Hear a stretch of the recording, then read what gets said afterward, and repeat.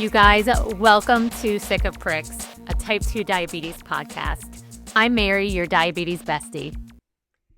And today we're going after a big one that a lot of us have built our entire adult health identity around, and that is being good at diets. You know what I'm talking about when you sign up for the next thing? For me, it was always Weight Watchers, but you sign up, you follow the plan to a T, you count, you track, you measured your food, you weighed it, you lost weight, people noticed it felt good, they started complimenting you, you felt like maybe this is the time that it works, maybe this time you have it all figured out. But then it didn't last, and somehow, instead of blaming the system that set you up to fail, you blame yourself.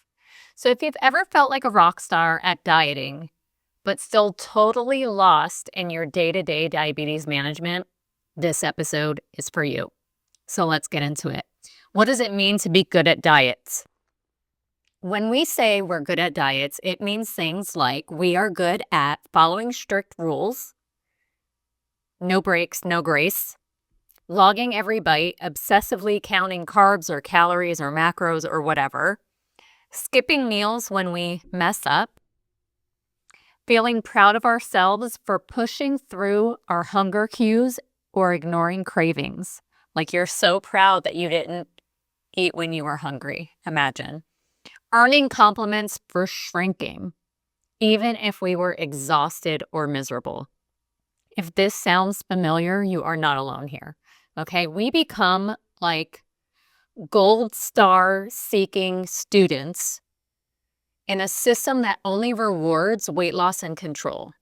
We get really, really good at restriction and good at pleasing other people and super good at ignoring our bodies.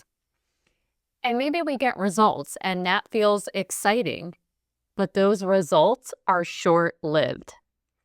Here's the part that nobody talks about. You can be really, really good at dieting and still completely disconnected from your actual health. When I first went back to the endocrinologist about 10 years ago to really get started on my hardcore diabetes management, like I was done ignoring the fact that I wasn't feeling good, and I was done sticking my head in the sand when it came to my A1C, my cholesterol, my blood pressure, all of that. At that time in my life, I call it I was taking care of my outsides and ignoring my insides because I had already lost 100 pounds and my A1C was almost 11. So on the outside, I was winning. People were complimenting me nonstop about my transformation, but I was so sick because I was doing really good at the restriction part, but I was not paying attention to what was actually happening inside my body, okay? You can be amazing at willpower, you guys, but you can still feel totally lost around food. So why doesn't this dieting thing help you the way that you hoped it would, especially when you have type 2 diabetes? Here's what I think. First of all, diets are built for short-term outcomes. They're about weight, rules, and control. They're not about sustainability. They're not about blood sugar management, and they are not about your mental health. Second, they teach you how to follow someone else's plan instead of how to listen to your own body. You learn how to override your hunger instead of understanding it, and you learn how to restrict instead of regulate.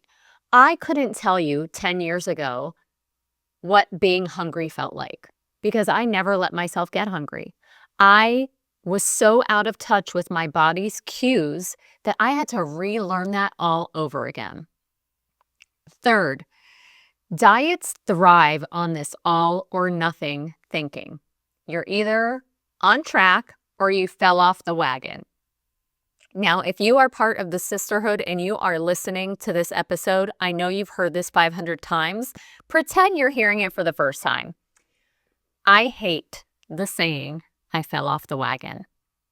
Because if you fall, it's an accident, right? No one falls on purpose unless you're like doing martial arts and you're falling and they're teaching you how to fall. Us regular people, you don't fall on purpose. You fall by accident. So when you say I fell off the wagon, you're insinuating that you have no control over that situation, and that is not true. You did not fall anywhere. You made a decision to abandon whatever plan, diet, rules, whatever you were attempting to follow. You jumped. You made a decision. And the best thing about being grown and understanding that all of these are just choices that we make is that you can choose differently next time. You didn't fall anywhere. You didn't fall off. You just made a choice. Make a different choice next time. Okay, so this diet thing, though, it's either all or nothing, good or bad. You're either doing it right or you're cheating. There's no middle ground. There's no room for grace. And when you have diabetes, living in extremes can wreck your blood sugar and your confidence. Diets teach us how to shrink ourselves, but they don't really teach us how to care for ourselves. That part always gets skipped because no one profits from teaching you how to trust yourself. They profit from keeping you stuck. If you have ever done a membership type Weight Watchers, Jenny Craig, Doctor's Quick Weight Loss, any of those things, how many times did you rejoin? I'm curious because for me, probably a dozen times. A dozen. And recently, I was cleaning out a purse and I found a half-empty Weight Watchers login book from like 10 years ago, 12 years ago, because I never finished what I started there, ever, because it felt too much like I was following someone else's rules instead of following my own. So how do diets mess with our diabetes management? I think it actually makes things harder. And I'm not saying don't choose nutritious foods. I'm not saying don't pay any attention to what you're eating. Obviously not. But we need to address how strict dieting can have the opposite effect that you think it's going to have. Okay? You start fearing food instead of understanding it. You feel guilt over every spike, like you are at war with your meter or your Dexcom or your Libre. You avoid carbs completely, and then you end up binging when you're exhausted or overwhelmed or emotional or whatever. And you think that diabetes management is all about weight loss. So if the scale is not moving, you assume that you're failing. You also stop checking your blood sugars if you think the number's not going to be good. This is where a lot of people get stuck. Because we've been rewarded for weight loss our entire life. If you are around my age, you know that your value increased the smaller that you were. Real talk, okay? It's really hard when you've grown up that way to shift into caring not about weight loss specifically, but about blood sugar stability, energy, consistency, and self-compassion. But here's the truth. Being good at diets doesn't automatically make you good at managing diabetes. These are different skill sets. And luckily, you can learn the one that actually matters. So what do we focus on instead? Let's talk about what does help, because managing diabetes is not about chasing perfection. It's about learning to live with your body instead of against it. Okay, so here's where we're going to shift our focus. We're going to focus on consistency over perfection. One off day won't ruin your progress, but obsessing over that just might.